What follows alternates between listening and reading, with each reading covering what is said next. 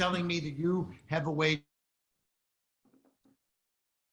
Let's see if it works this time. Last time it kind of stalled out too, right? When this went haywire.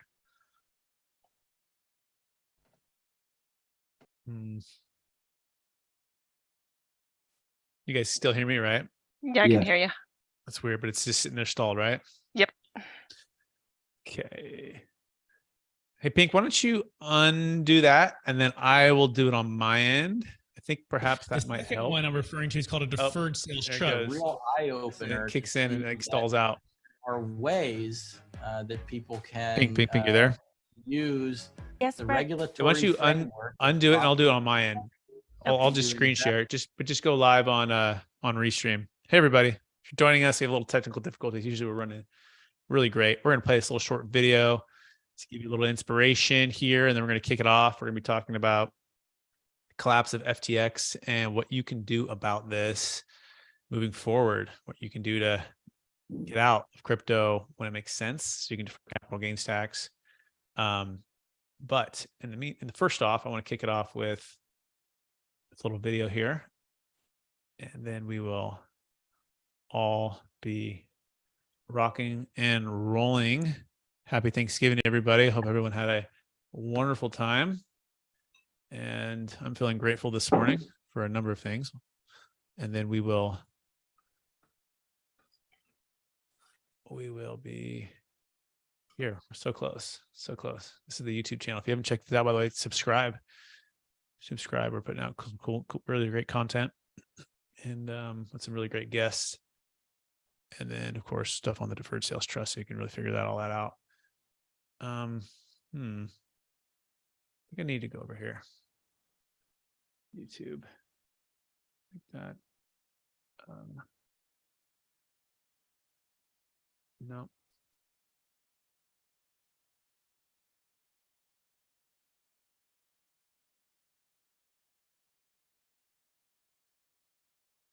Go incognito window.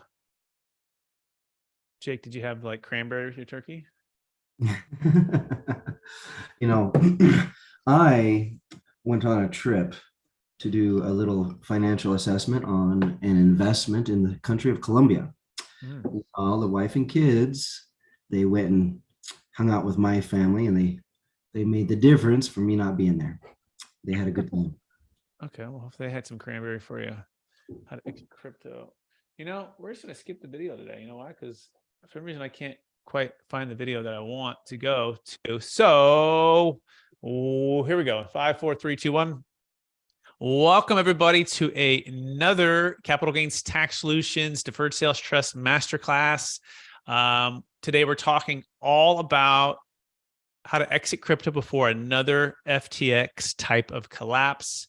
And for those who don't know us or me or the company or what we're doing here, my name is Brett Swarts, and I'm founder of Capital Gains Tax Solutions, where we believe most high net worth individuals and those who help them, they struggle with clarifying their capital gains tax deferral options, which sometimes can lead to not selling when you want to sell high.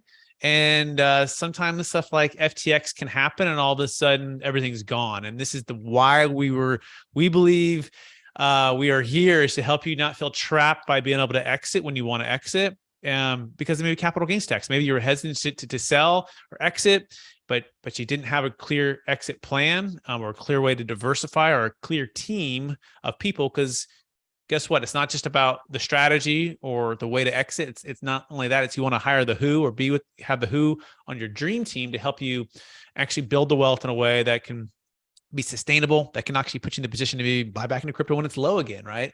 So we want to kind of lay that out for you today, kind of talk about what's happened with FTX and how you don't have to face feeling trapped by exiting your crypto. By the way, it also works for businesses, real estate, primary homes. It can save a failed 1031 exchange. Yes, this is known as the Deferred Sales Trust, not to be confused with the Delaware Statutory Trust. We call this the Netflix way of exit planning versus the Blockbuster 1031 exchange. And so that's what we're going to do. And we're going to kind of really talk about a couple deal stories that we've done. We're going to also answer any questions that anyone might have. And if you're wanting to join us next week, we do this every single Friday at 10 a.m. Pacific Standard Time, 1 p.m. Eastern. We want to invite you. You can go to capitalgainstaxsolutions.com and you can register there. That being said, I am joined by some amazing folks. In fact, The Jake Miller is with us. He is a CFP, Certified Financial Planner. He's entrepreneurial, and he's just really, really, really smart. Jake, how are we doing today? Doing very good, Brett. Thank you for the introduction. Ready for a great mastermind. I love it when people here in the panel have questions. We can make the discussion very real and very specific, because that's what the Deferred Sales Trust should be, customized to everybody's situation. Absolutely. And we also have the Pierce York, who's a part of Capital Gains Tax Solutions. He's also a luxury realtor in Newport Beach, commercial real estate agent as well. And he helps to co-host the podcast these days. Pierce York, how are we doing today, sir? Doing fantastic. Had a great Thanksgiving. So excited to get back to it and get some stuff rolling. Absolutely. What are you most thankful for? That weather, the beach, or that mojito you have in your hand right now? Yeah. There's no mojito at the moment, but maybe later on. But no, I'm really thankful for just the family, especially the wife, who's just amazing. Does way more than I ever could. So her for sure. That's the good. Kids are still trying to figure out whether or not they're on my nice list or bad list right now. Yeah, absolutely. But the wife for sure. Yeah, man. There you go, man. Happy wife, happy life, man. Yeah. So, well, good, great. So let's start with a little bit more of the vision. Jake, you want to lay it out as well? I know I laid it out a little bit here, but maybe tie it into crypto and what we're here for. Absolutely. For those people who have highly appreciated assets and they don't want to be held down, incarcerated by timing limitations or by events, they are able to get out of those assets and into something else because of the Deferred Sales Trust. So anybody who's otherwise going to have a big taxable event because of the sale of a highly appreciated asset can avoid that taxable event, or at least defer it down the road, and sell the asset, reinvest in what you choose to diversify, essentially be liberated into be able to invest and move money from asset to asset the way that you would otherwise do if you weren't concerned about the taxes. Perfect. Exactly right. So let's dive right into the topic at hand, which is kind of interesting. This Market Watch article came out by Mr. Kenneth Rogoff about an hour ago, in fact, and it says, "Will crypto survive? Sadly, the FTX debacle is unlikely to be the last."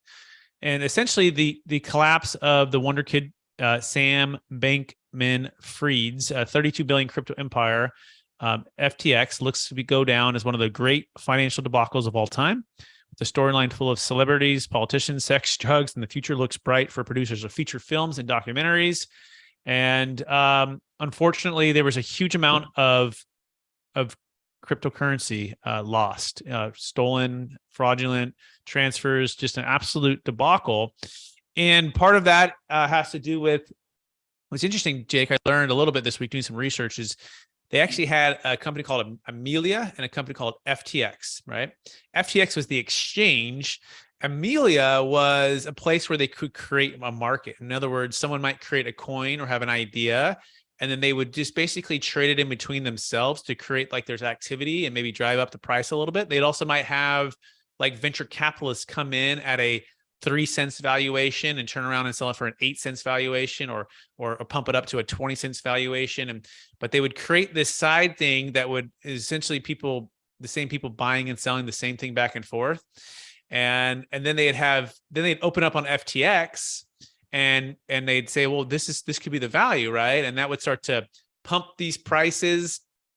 All that being said, values would go up, and then it's called the pump and dump, and they would get out.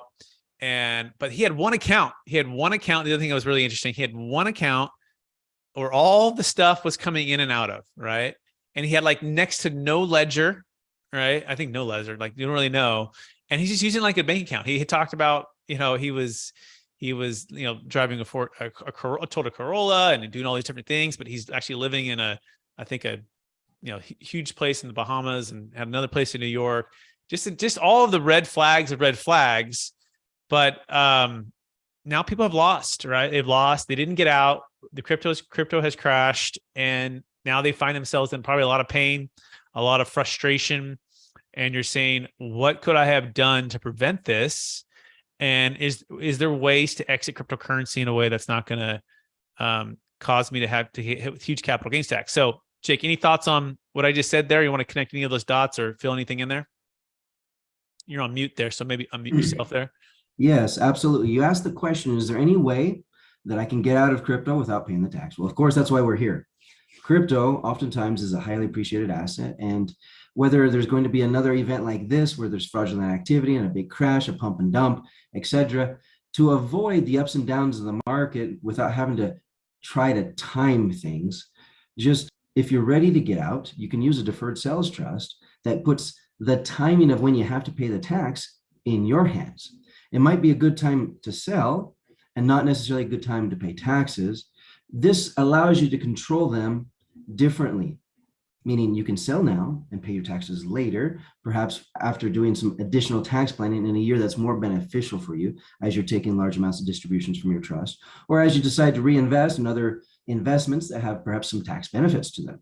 So there's a number of things that we can do with the deferred sales trust to help people in these crypto holdings move assets in and out, rebalance so that their portfolio actually achieves their objective. Absolutely. Before we go into a deal story, Pierce, what kind of investments can the trust make? You know, if somebody's coming out of crypto, and you know, where can they go? What can they invest in, Pierce? Yeah, so that's what's really nice about the deferred sales trust is that you get the ability to, it's like kind agnostic. So you can go from one asset class to another asset class, unlike a 1031, which really only works for investment real estate. But you could sell anything that's highly appreciated and go into pretty much any investment you want, as long as it's not for, primary use. So you can go from crypto to business and stocks and real estate, or from real estate to, art and crypto and business or whatever. So that's one thing that's really nice. It provides a lot of flexibility that way. Yeah. And in fact, that leads into the deal story for Jake Miller and I, a client of ours. She's working at a big tech company in California.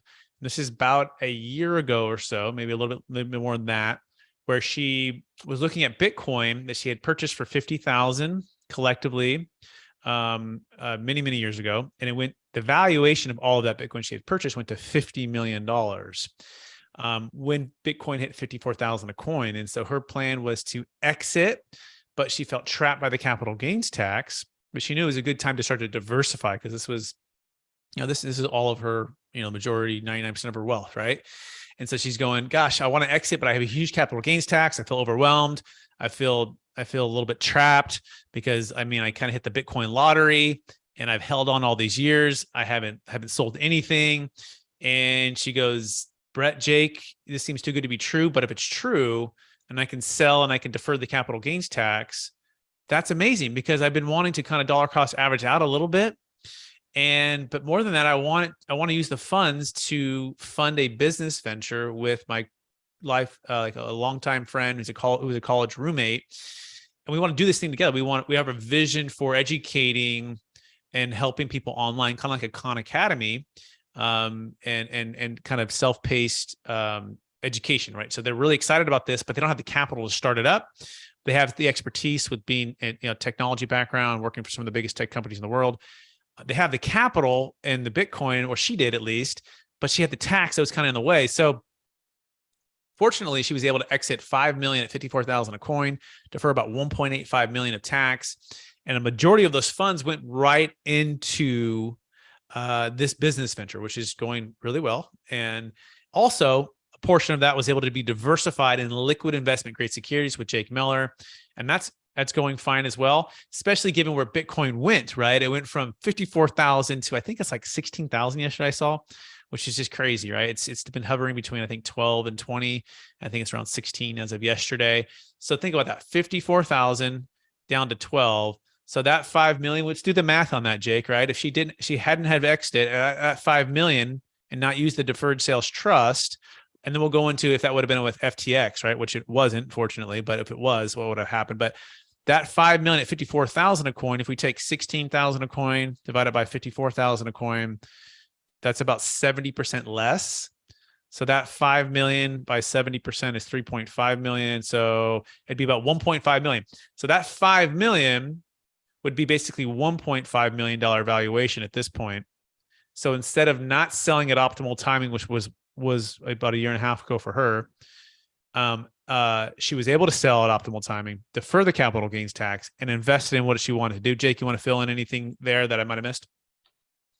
The fact that in the very beginning, she was considering not being able to accomplish all of these things. She wasn't able to invest with her friend and do the startup business simply because she expected to have to pay an enormous amount of taxes, and that there just wasn't going to be the money left over to do everything.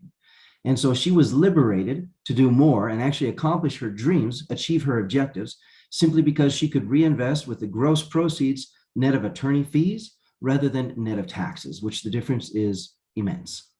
Yeah, it's phenomenal. And it helped her achieve her vision. And that's part of the 10 freedoms of the Deferred Sales Trust. And by the way, last week, we touched on some of those 10 freedoms. You can look that up by going to our YouTube channel, Capital Gains Tax Solutions.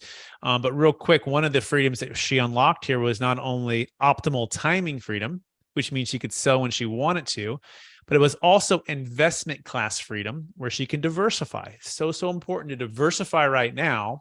And now more than ever, given what happened with FTX, that you don't want to have all of your capital or a big percentage of your capital, not let alone with Bitcoin or Ethereum or whatever other coin that you might have, but with one big exchange company, right? You want to be diversified, either at multiple exchange companies, but even more so, sell when it makes sense and diversify into other investment classes. And so she unlocked diversification freedom, optimal timing freedom, and then what was most important to her, which was the driving force, which was the entrepreneurial freedom. She did not want to have to work a W-2 position and build, Google's dream. She wanted to be able to build her and her college good friend roommate's dream, right? And so the Deferred Sales Trust was that vehicle that unlocked these three major freedoms for her, all in one sale, one day, one transaction, as we exited at $54,000 a coin. Now, we did say, hey, $68,000 a coin came up, I think another month later, maybe a month and a half. Hey, do you want to exit more? And she's like, we'll still get to know you guys. I'm like, hey, we get it. But you can, at that point, her 45 million had turned maybe into about 65, 70 million. And now, and we said, you could exit, things could change. Now, we weren't like predicting that things would crash. Like, we're not saying that, but we just thought, wow, it just seems like this is another great opportunity. Unfortunately, things went the other way quickly. And after that, and now here we are. But now let's apply that to FTX, right? So if you were with FTX and you did not exit and you had your majority of your holdings, by the way, the minimum net proceeds, the minimum gain for us is $1 million net proceeds, $1 million gain.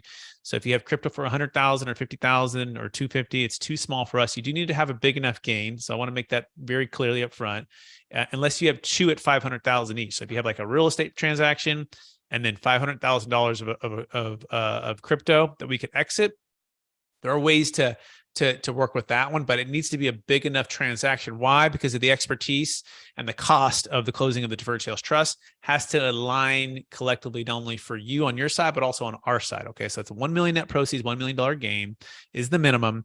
But had she been at FTX, right? Or if you're at FTX or somewhere like an FTX, like a Celsius that also has been a disaster as well, guess what? It might go to zero, right? And so not only did you not sell at the right time because you felt maybe trapped by capital gains tax, but now you didn't diversify away from this exchange company. Now you've maybe lost everything. And this is what we don't want to have happen to you. We don't want you to feel trapped, not to be able to exit. And so there's really three major questions you want to ask is A, what are you trying to accomplish with the capital, right? What does it mean to you to have diversification, liquidity, optimal timing, right? What is your actual capital gains tax that may be holding you back? And then three, who's the team to help you accomplish what you're wanting to do, right? Whether that be start the new business, buy into real estate, or just put it in some of the biggest companies in the world, the S&P 500 with Jake Miller here. What is it you're trying to accomplish? And as you clarify that, you can start to see how the trust can be that product to solve your challenges. And so, those are my thoughts there. Jake, what are your thoughts on FTX or anything else that I just said right there? Any thoughts you want to add? Well, I'll go back to the fact that we can diversify amongst all the different investments that you like. There's a lot of direct investments right now that people are able to participate in that are not on an exchange, that are not subject to market fluctuations, that are not subject to presidential elections, etc. that individuals can additionally diversify. A lot of these are Reg D holdings that are, hey, there's this business owner, he's got a great business, he's looking for an individual investor or a group of investors. Other people can participate alongside with him because of the Deferred Sales Trust and how it facilitates people to be eligible for these types of assets and holdings. And that's part work, somebody who's a very strategic financial advisor with a very amazing trustee who's open-minded, and the two of us working together with a client, helping them from an unbiased standpoint, from an investment perspective, choose what's very best to help them accomplish their goals and objectives. Yeah, and many of our clients are very sophisticated and smart. They already know what they want. They already know how they made their millions, right? All their capital, and they might want to build an apartment complex. They might want to just have it into the stock market. They might want to do a little bit of both. They might want to partner with somebody in another real estate opportunity or a business venture. It could be a number of things, and that's the cool thing about the Deferred Sales Trust is it's very flexible. But we do have some guardrails, right? We got to keep always 20% liquid at all times, right? And that can be liquid investment grade securities typically, right? And we don't want to over concentrate or put you in things that are going to like put too much stress on the trust. And so there's the things that we do have to map out and work with you on. And if you're curious about that, you can go to capitalgainstaxsolutions.com. You can schedule a one-on-one consultation, and you can connect with Jake and we can go through it with you. You can also go to strategictaxsolutions.com to connect directly with Jake. So yeah, that's really pretty simple there. I want to open it up for questions. I will tell one other deal story as it pertains to another Deferred Sales Trust client who exited Ethereum at the right time, by the way, and who was able to avoid the majority of his holdings being eliminated or lost at Celsius because he used the Deferred Sales Trust about a year and a half ago. Okay, when Ethereum hit a good mark there. In fact, he exited $5 million to start, and then another $2.5 million a few months later for $7.5 million out of a $13 million portfolio. And he put all of it into investment grade securities. He diversified, and he's waiting. And I called him the other day, and I said, "Are you?" His first name is Peter. I said, "Peter, are you happy?" He says, "I'm thrilled." And I go, "Tell me more." He's like, "Well, third of my holdings of that $13.5 million I had held at Celsius." And he goes, "In fact, I have still some at Celsius that I hadn't exited on the Deferred Sales Trust. And unfortunately, I don't know if I'm going to get any of it back. We're really unknown if we're going to get anything back at all, but it's a complete disaster." And he said, "Had I not done the Deferred Sales Trust, I probably would have still had about a third of it there." And that would have meant, $13.5 million was approximately the value that he had at least a year and a half ago. 33%. That's about $4.4 million. So instead, he was able to exit $7.5 million of his total 13.5, put into the Deferred Sales Trust, not only diversify asset classes, but diversify being in something like a Celsius, right? And then selling at a great time. And so that is a success story. And we're sharing this because we don't want you to not know about this. Should you have, what's the next FTX, right? Or what's the next, if there's another, if you have $1 million gain, $1 million net proceeds, and you want to get out right now, what are the steps you take? Well, you schedule a time of consultation with us, no cost, no obligation consultation. We assess whether or not you are eligible for the Deferred Sales Trust. And then 3, we work to build a business plan to exit everything. Okay. And so that being said, let's open it up for any questions or comments or thoughts. You can either put that in the chat. You can also unmute yourself, and we will answer those here live for you. And as a reminder, subscribe to the YouTube channel. If you're listening to this right now, just click the little button below, subscribe, and click the little thumbs up. We appreciate the algorithm being encouraged to show more content like this, so that people can get the message out. So we can get the message out to people so they don't have to face not having to exit cryptocurrency or other businesses or real estate. So Pierce, you have a question? Looks like Pierce is open and his mic is live, and there he is. He's sitting by the beach. He doesn't have the mojito, but he is live in Newport Beach. Go, sir. So I want to just kind of touch on something that, I think is really important. I get a lot of people who, bring up this objection. It's, well, how do I know that you're not just going to run off to the Bahamas or Mexico with my money? And I just kind of want to speak to that as it pertains really particularly to crypto, because all of these exchanges are all commingled. You got Alameda Research, who's creating, their own token selling it back to themselves. You've got bailouts from other exchanges. I've got a decent amount stuck in BlockFi right now. BlockFi is bankrupt because they had a significant portion of our money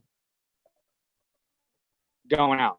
And I mean, like, if people are going to sit there and be like, well, how do I know that you're not going to run off with my money in Mexico? The truth is that if you hold your money on any one of those centralized exchanges, they are running off to the Bahamas with your crypto, and it's gone.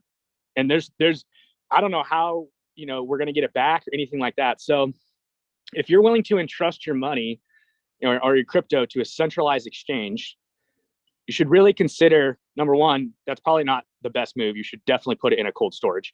But number two, if you're willing to take that risk, right, then you should be really open to the idea of a deferred sales trust with someone who's, trusted and has your funds not commingled with one another. Each trust is individualized, which means that the funds aren't commingled. You got to have multiple people on it who are going to sign off on these transactions and stuff like that. And you get to control it versus putting it into, a high yield savings account like a BlockFi where they just take your money and they are selling it back to each other, increasing leverage and, all this kind of stuff. And it's just, I didn't realize how corrupted it was until I started, until it really hit home. And I'm looking now okay, Celsius, all of these exchanges are most likely insolvent at this point. So if you can get your money off, get it off now, because if you don't, they're dominoes, they're going to go. So just words to the wise, but I don't know if you want to speak to that a little bit, but that's just something that really kind of, I don't know, hit me the other day. I was like, man, they really did just run off with my money to Bahamas. Yeah.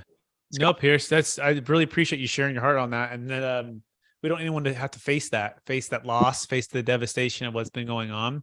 This is so serious. And we want to make sure that you have confidence in the deferred sales trust, where the money's at, how it's protected.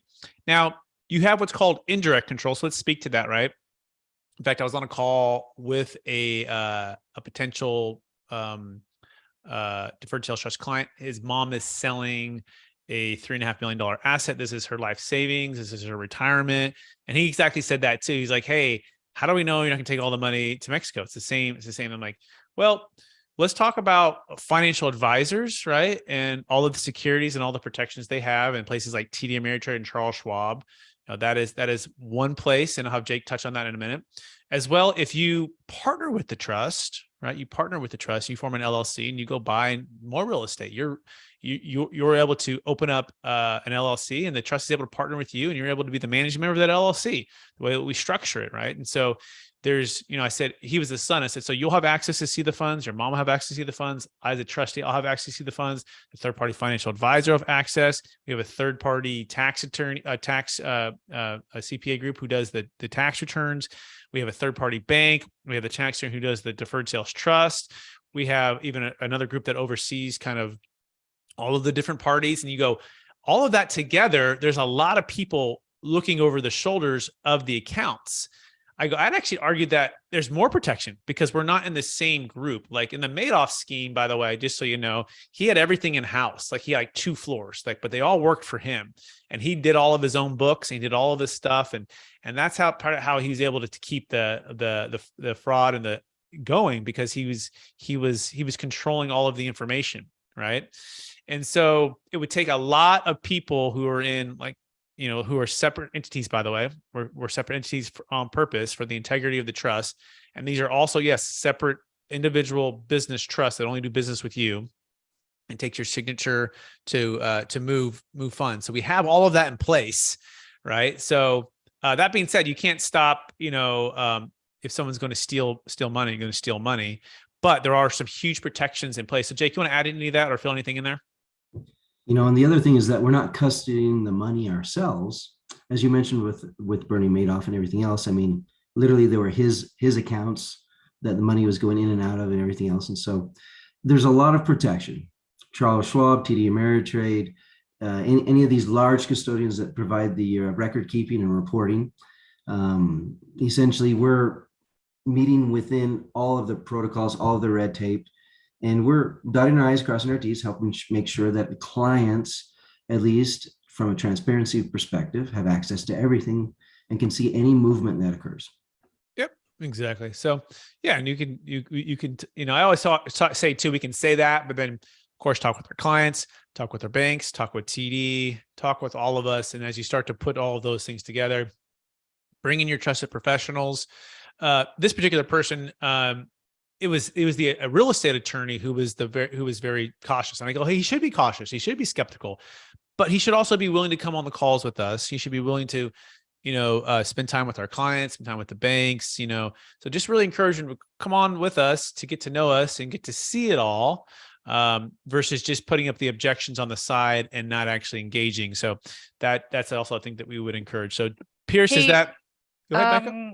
Sorry, no, you kind of mentioned having, at what point in time do you prefer to have their other advisors and people on the call? Like, is it in the initial time and then they just kind of reach out to you, or is it later on, or when do you prefer to have all the key players in the room? We found the earlier the better. And we've actually found that from a client's perspective, if you have like a trusted CPA that you've done a lot of business with, that you want to have him in the driver's seat or the passenger seat as the car goes.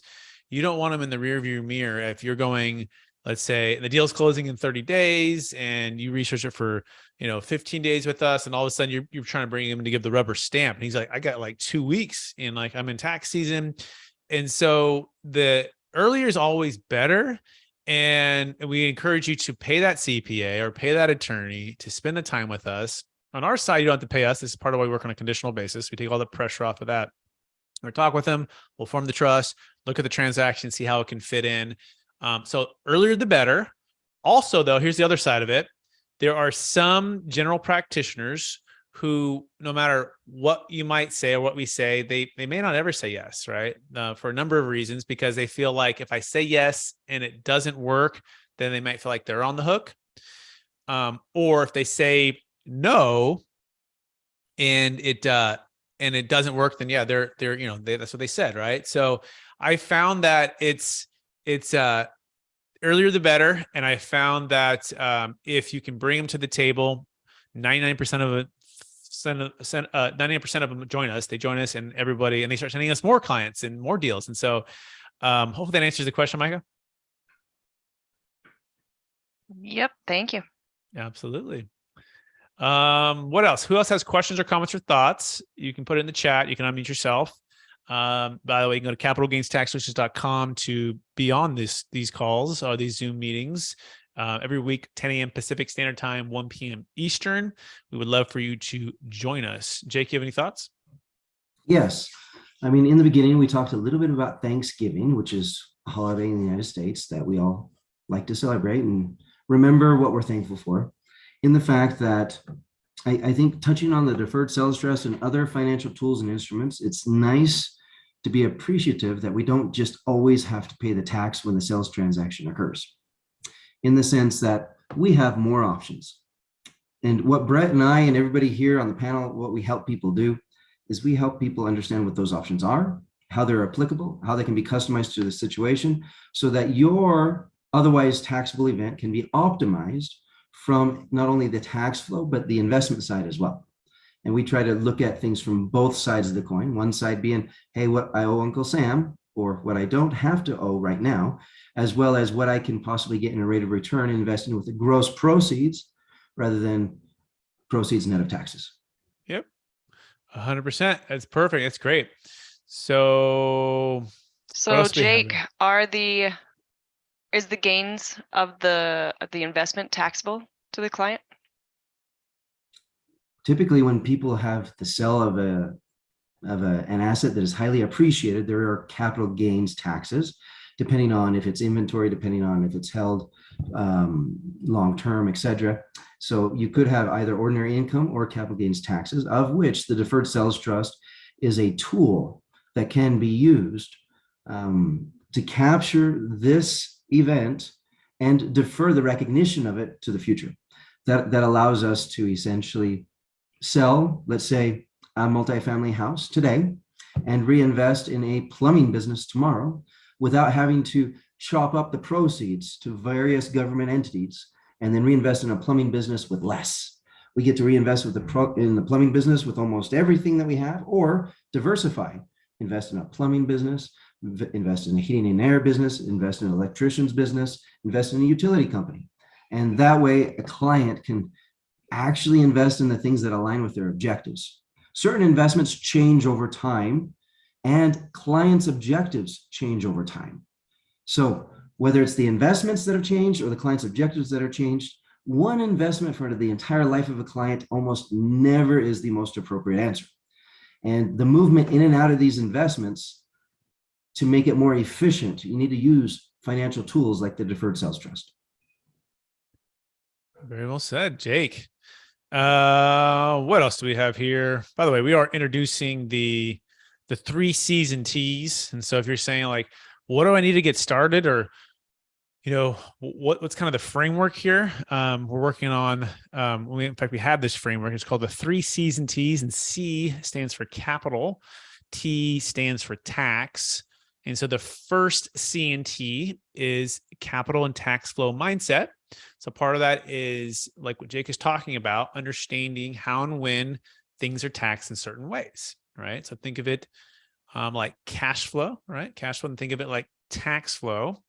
And as taxes go higher, right? And as debt goes higher, and as the government first inflates it, then they start to tax it even more to pay for all the stuff that they're spending money on. Okay. You need to have an increasingly tax flow mindset and be aware, because it's not just what you make, it's what you keep. Right. And so shifting from just cash flow or appreciation or wealth accumulation to tax flow and preservation, and then ways to help that to keep more of the wealth is so important. Right. So that's the first C and T, is capital and tax flow mindset. Number 2, part of the process here if you want to accomplish using the Deferred Sales Trust, is actually using a capital gains tax DST machine. And that's the Deferred Sales Trust. That's the actual product. So understanding the product, getting it in place, having your team line everything up, work with Jake Miller and myself, build out like a financial plan and a business plan for the trust, right? So it's actually getting the machine going and like the team assembled, right? And so once you have that, you have an eligible transaction, right? So that's important to make sure you qualify. Once you have that machine kind of built, what's cool, by the way, you can have one Deferred Sales Trust and then multiple promissory notes for multiple assets that you're selling, which is a neat way to consolidate and to bring in more equity, so that perhaps you can have a bigger down payment or bigger for a new opportunity. And the last one is capital and tax flow multipliers. So it's understanding how and where the funds are invested, but also ways to multiply your wealth, or multiply or increase your depreciation schedules, or eliminate estate tax, and buy and invest at optimal timing. So you combine these 3 C's and T's, and that itself, we found, unlocks transformation with your wealth, with maybe your time and your energy, with your location freedom, with your entrepreneurial freedom, with getting away and escaping the 1031 exchange, race. So having those freedoms. So that's what we want to encourage you to be thinking about. We want to help you build that. That being said, that's kind of all I have. Micah, do you have a thought? Micah, go ahead. I do. So let's talk. I mean, a lot of times you're talking about people that are selling out of a business, so they have a big event that happens. Well, you also work with people that are doing real estate, right? So you said that they have to have $1 million to get started with the Deferred Sales Trust. But what happens if they have another property later on down the road that doesn't quite meet that $1 million mark? Can they still use that Deferred Sales Trust? Or what happens at that point? The answer is it depends, but generally, yes. And for example, Jake and I actually have a client out of Texas. His total net worth is about 10 million, and he was selling a $250,000 property. And so I said, we typically will just say no to that. But in your context, and he was very enthusiastic about using the DST, I'm like, well, we typically say no if it was a one-off, but since in the context of the $10 million trust within the next 2 or 3 years, as you sell out of these assets, the answer is yes, because 2 reasons. Number one, gives you a chance to establish everything, get comfortable. It's almost like test driving the car, although he bought the car. I mean, we bought the trust, we're in it, but it's low stakes. It's 250, right? In comparison to his 10 million. Now, the other way around could have been, well, he started with 8 million or 10 million, and then he has an extra 250. Well, we would say, is it better than paying, 25 to 50% capital gains tax on that 250 if you've already established at least $1 million or 10 million in the trust?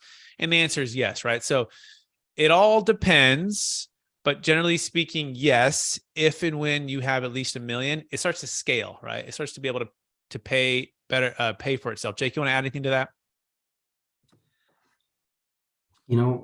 We have clients all the time that become an exception for one thing or another because their situation warrants it. We talk about in generality when we're presenting about the Deferred Sales Trust, just generally, what's a good fit, what's an easy win, what's a home run. But that doesn't mean that you can't still get around the bases by hitting singles and doubles. And so, again, everybody's situation is different, and we love it when clients show up on the call so that they can ask questions about their specific situation. And then we can nail down specific details that fit for them. And that's kind of the exciting piece that is interesting, because then we can actually provide direct answers rather than generalities. Absolutely. And by the way, we do have a couple folks. I want to encourage Adam, if Adam is there, and you can see and hear us, Adam.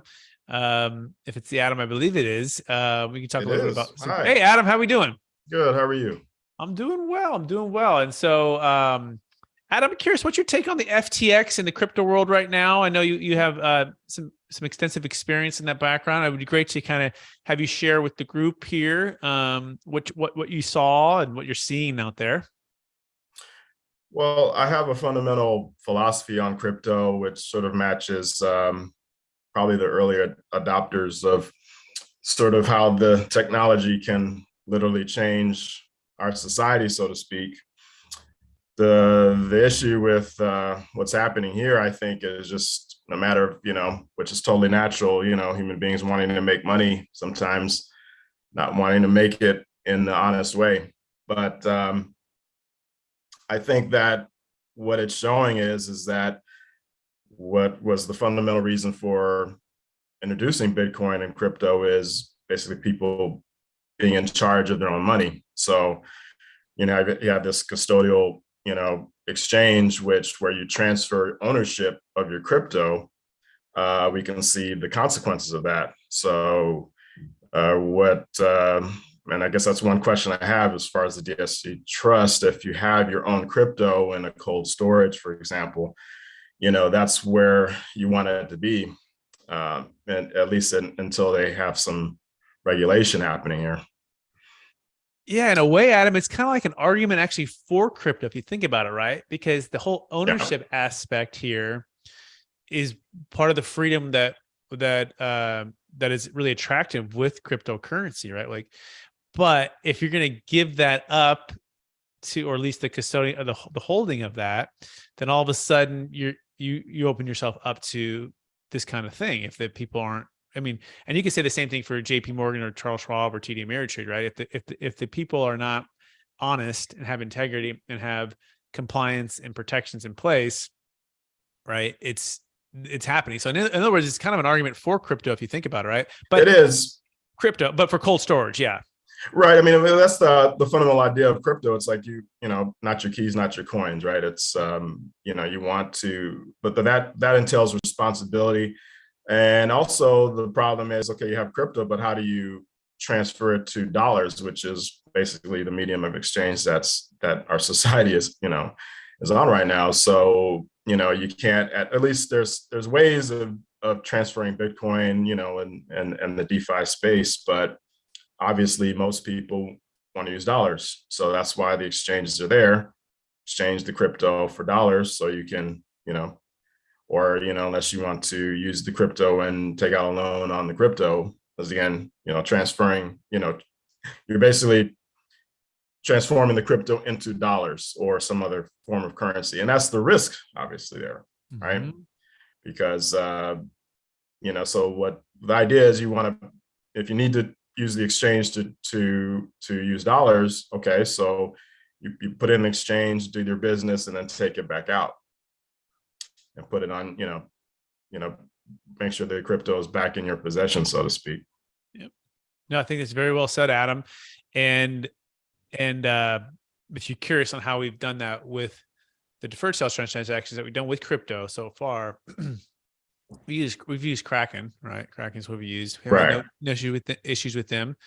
But we do it for a short period of time. We actually transfer into Kraken and then immediately sell it to cash, and then have the cash, once it hits Kraken, go to a US bank account in the name of the trust. And so that's there's a short window there that, so far we've had to use a third-party exchange like a Kraken.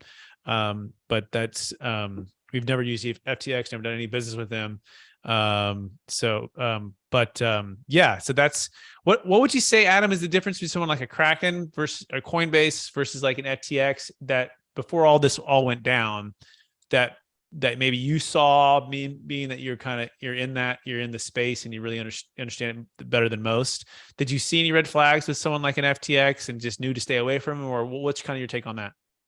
In my humble opinion, you don't trust anyone. I'm sorry to say. I mean, and it can, because it's a risk either way. You don't know exactly what's happening behind the scenes. So there's a bit of trust there, which is the whole principle with crypto, is to not trust. It's the ledger is based on verification, not trust. So potentially any company could potentially, it's a risk, and so to say, I would just say that the best policy, and again, this is repeated many times with the hardcore fundamentalists, not your keys, not your coins. So you have to, if you have to transfer your Bitcoin into a form of currency, you do that business or trade, and then I always put a stash in your own possession. Right. And so I'm curious, let's say you had Bitcoin and you were going to exit. Do you have like a exchange of choice? And of course you would probably send over a small amount to verify it, and then a small amount to the bank account, so to make sure all the pipes are connected to actually get to where you're going to go with a small amount, so you're not risking big. But do you have, is it a Coinbase? Is it a Kraken? What's kind of your go-to? Well, I think Coinbase or your Kraken, I mean, these are, well, especially Coinbase being a public company, I mean, there's going to be some scrutiny, but then again, what about Enron? That was a public company as well. So, you do the best you can. We're in a time right now where it's still the wild, wild west, and it's just going to be risk. That's just the bottom line. And you just want to manage your risks. So you have to know, okay, if you're going to use these exchanges, it's where the judgment call comes in. Okay, I'm going to put a stash, a certain percentage of my funds, and do that, transferring that amount. And it's just that's where the personal responsibility comes into with this crypto at this time. And until they pass regulation and stringent security measures with these exchanges, it's always going to be a risk. But I would say Coinbase, Coinbase, and there's some other Kraken. At least there's something there. Yeah. And even then, when we did it through Kraken, we did small amounts. Exactly what I said. We started out with small amounts, connected to the bank account. Client verified it with where it was going to land in the U.S. bank account, and we just connected those things, and then live with the 2FA authentication codes, small amounts, and then bigger amounts, and then bigger amounts, and bigger amounts, and then within, let's say 48, 72 hours, all that had gone into Kraken and sold to cash, and then transferred out to the U.S. bank account. So there was that window, but it all worked out so far. And again, back to the client who had Bitcoin at 50,000 went to 50 million, and at 54,000 a coin, she exited 5 million of the 50 million. There was difference between now and 70% was going through that, but wasn't without all of some level of trust, right? With us, with the companies, with Kraken. If the DST had its own on coins or private keys, then maybe the client could transfer directly to the trust's exactly right keys. Yeah, so you'd have exactly your own, right. Yeah. Yep. It had its own account at Kraken. That's the key, right? And so and then you could transfer from Kraken to your own cold storage owned by the DST trust, perhaps. So that way you could do it that way too. Yeah, you could do it that way too. Although we would say if you're looking to exit that amount to cash, then hold on to what you have if you're not ready to exit that out. But you are correct if you said, I just wanted to put it in cold storage. The trust itself could also have its own cold storage, right? And so there's there's ways. And when you want to liquidate, then you can take a certain amount, transfer that to the Kraken, and then liquidate that way, perhaps. Yeah. Well, I think that brings up an interesting question, like as far as like the DST is concerned, because if let's just say you sold an asset, right? And crypto is like an asset that you want to invest in. Where do you guys hold the funds? Are you guys holding them on the centralized exchanges? Do you guys have a ledger? Like, how is that going down? So generally speaking, the Deferred Sales Trust hasn't invested in any crypto. Like most everyone we have has been either in a U.S. bank account, investment real estate, or investment grade securities. So we do have one client who has invested into some crypto, a small amount of the DST funds, and we did that one through an LLC, and he formed the LLC, and the trust was a joint venture partner in that LLC, and then he made that investment wherever he made that investment at, right? And then now he might have had that on cold storage, and he might have it on an exchange. I believe he used Coinbase for that one. So that's where he's at with his investments. If that makes sense, Pierce.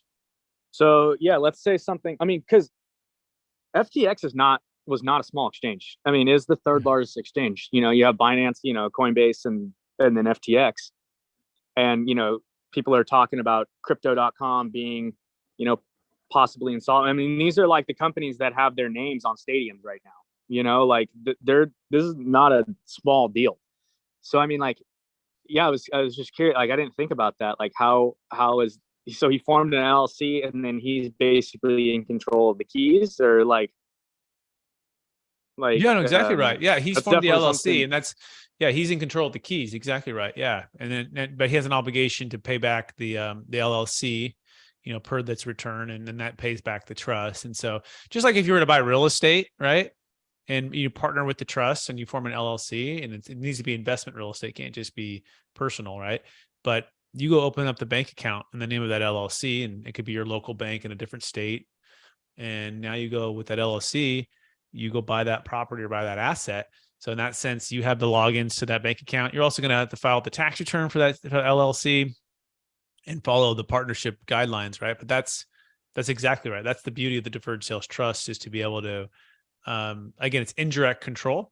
But when you partner with the trust, you have, you're the managing member of that LLC, and you're holding the keys in that scenario. That's exactly right, Pierce. That's interesting.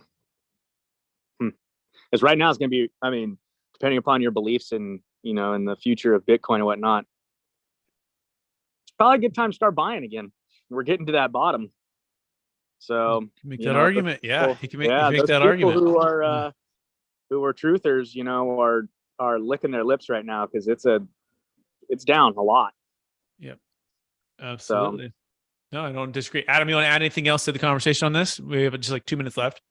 Oh, well, just thank you for listening. And yeah, I agree. I think as the market is crashing, of course, it looks like to be a good investment. But the big lesson there is understanding that, you know, the point of Bitcoin and crypto, at least in its early intention, is to empower the individual to own their money. So when you give that power up to a central authority, we can see the risks involved with that.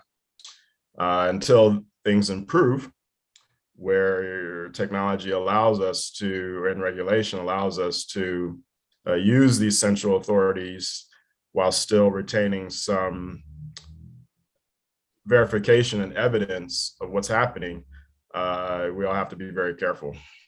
Absolutely. Thank you, Adam. Thank you, Pierce. Thank you, Jake. Thank you, Micah.